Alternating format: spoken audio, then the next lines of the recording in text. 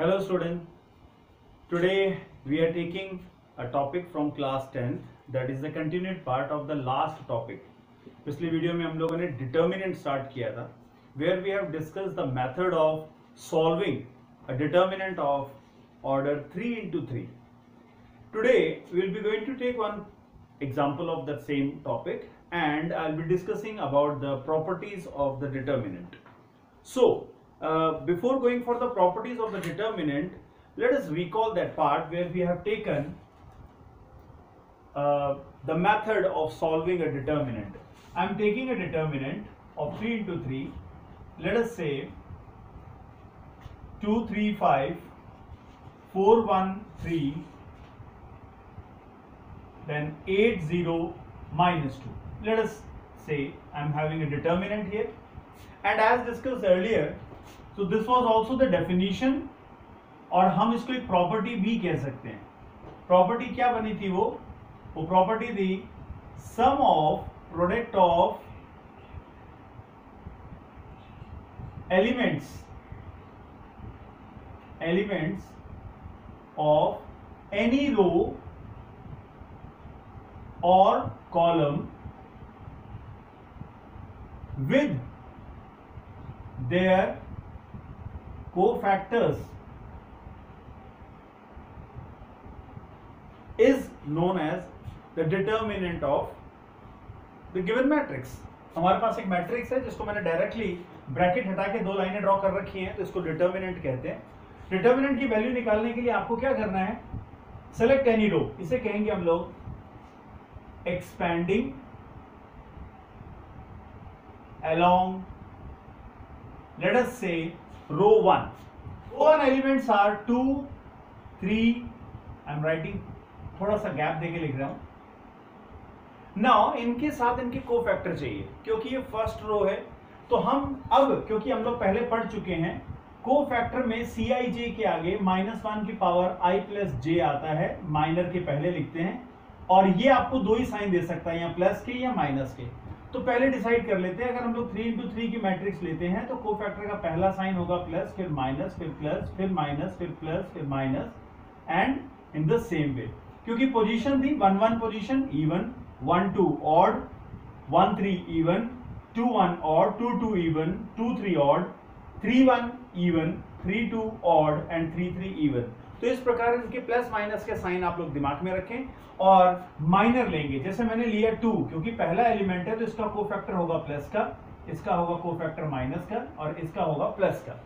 तो आप 2 का माइनर इस रो और कॉलम को छोड़ दीजिए. सब मैट्रिक्स है हमारे पास 1 3 0 -2.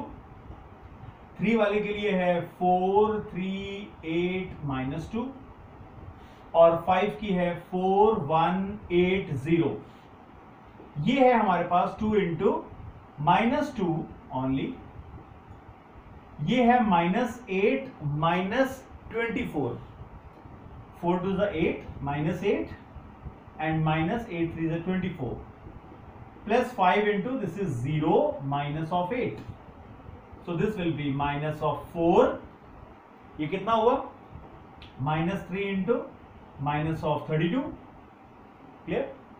And this becomes minus of 40. So this is -4 plus 96 minus 40. That will give you 96 minus 44 and will give you the answer as very simple one. It is 52. So we are having the answer 52 here. Now this can also be done क्योंकि हम लोग property को recall कर रहे हैं. इन्होंने बोला कोई भी कॉलम ले सकते हो, तो मैं अब कर रहा हूं एक्सपैंडिंग अलोंग से कॉलम 1. कॉलम 1 के जरिए एक्सपैंड करते हैं. कॉलम 1 के एलिमेंट हैं 2 4 और 8. कॉलम 1 के कोफैक्टर्स के साइन चेक कर लें. प्लस माइनस प्लस है तो वैसे ही लेंगे हम लोग. ये है प्लस का, ये माइनस का, ये प्लस का. तो 2 एलिमेंट के आप लोग रो कॉलम छोड़ दीजिए. हमारे पास बचा 1 3 0 -2. 4 के लिए है 3 5 0 -2 और 8 एलिमेंट का है 3 5 1 3. So this is 2 into -2 -4 into this is -6, ये है 8 into 9 -5, should I right directly 4? Okay, 9 - 5 4, तो ये है -4 प्लस 24 एंड प्लस 32, माइनस कर दीजिए, ये हो गया 20 प्लस 32 विच इज 52। आप देख सकते हो दोनों तरफ से हमारा आंसर आ रहा है 52।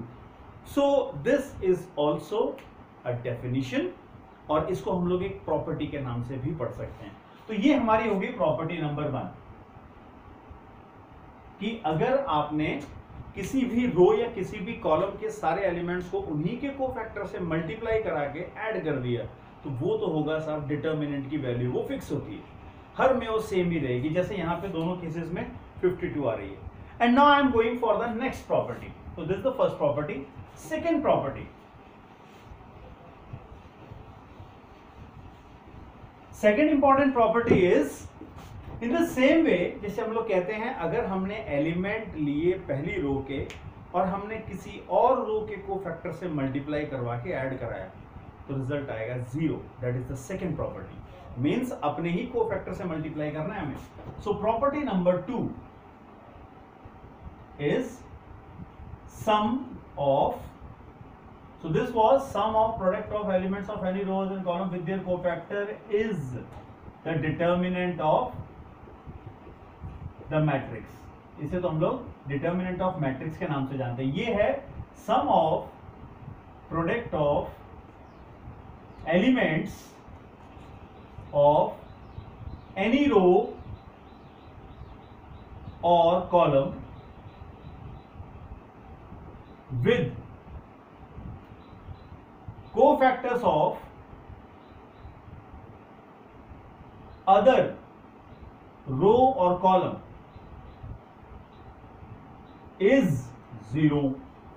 ये हमारी सेकंड इंपॉर्टेंट प्रॉपर्टी, जो आगे चल के एडजॉइंट के अंदर हम लोग यूज में लेंगे। अब चेक करते हैं, मैंने यहां पे पहली रो पिक की, देखिए 2, 3 और 5। अब मैं ले रहा हूं कोफैक्टर सेकंड रो के, थर्ड के भी ले सकते हैं, मैं सेकंड रो के लेके चल रहा हूं। सेकंड रो की अगर हम लोग साइन चेक करें, plus minus plus minus plus minus plus minus plus, ये रही सेकंड रो। तो मैं इसके कोफैक्टर्स का साइन दे दूं, पहले माइनस प्लस माइनस, और हम लोग सेकंड रो के ले रहे हैं। 4 का कोफैक्टर क्या होगा, ये रो और कॉलम छोड़ दीजिए, हमारे पास आया 3 5 0 -2। 1 के लिए मैं 1 का चेक करता हूं, 1 का होगा सब मैट्रिक्स आएगी 2 5 8 -2, और 3 की यानी हम लोग ले रहे हैं यहां सेकंड रो का लास्ट एलिमेंट, ये है 2 3 8 0। तो डियर स्टूडेंट एक बार चेक करते हैं, ये होगा -6, 3 इंटू -4 -40, -5 इंटू 0 -24। एक बार चेक करते हैं, ये आएगा हमारे पास 12, दिस इज -44 इंटू 3। अब यहां पे कैलकुलेट कर सकते हो, 44 into 3, 3 4 12 and 1 13 132। This is minus minus plus 5 into 24, this becomes 120. So if you subtract this one, you will get -120 plus 120। और यही प्रॉपर्टी बता रही थी, अगर हमने एलिमेंट्स लिए रो 1 के और रो 2 के कोफैक्टर से मल्टीप्लाई करा के ऐड कर दिया, तो रिजल्ट आएगा 0। इस बार डिटर्मिनेंट नहीं आएगा। Is an important property of determinants. And is it clear? We can also test for say taking column number 1 and going for cofactors of column number 2 और column number 3, वही 0 आएगा। तो ये है हमारे पास second important property. I am dropping this one. Now this portion, this side I am going to take only the examples, clear? And that side I am writing the properties. Now the important property which starts from here, which is actually determinant की properties जो है हम लोग यहां से count करते हैं, but मैं इनको भी प्रॉपर्टीज में ही ले रहा हूं। प्रॉपर्टी नंबर 3, डिटर्मिनेंट्स की खासियत है कि अगर डिटर्मिनेंट में कोई दो rows, sorry, if rows are converted to columns, अगर हमने रोज को कॉलम्स में कन्वर्ट कर दिया तो डिटर्मिनेंट की वैल्यू बिल्कुल सेम रहती है। रोज को कॉलम में चेंज करने का मतलब होता है transpose. So that means if the rows and columns